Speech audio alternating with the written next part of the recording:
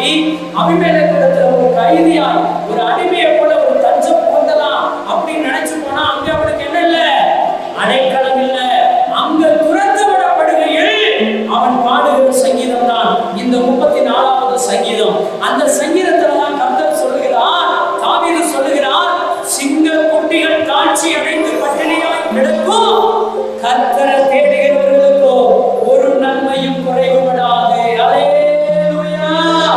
இன்னைக்கு கர்த்தரை தேடி வந்திருக்கிற உங்க வாழ்க்கையிலையும் கூட உதவியற்றவர்களாய், பலனற்றவர்களாய், சோர்ந்து போய் கடனாக கண்ணீரோடு வியாதியோடு நீங்க இருந்தீங்கன்னா இன்றைக்கு கர்த்தர் சொல்லுகிறார், சிங்கக்குட்டி காட்சி அடைந்து பட்டினியாய் கிடக்கும், கர்த்தரை தேடி வந்த உங்களுக்கு ஒரு நன்மையும்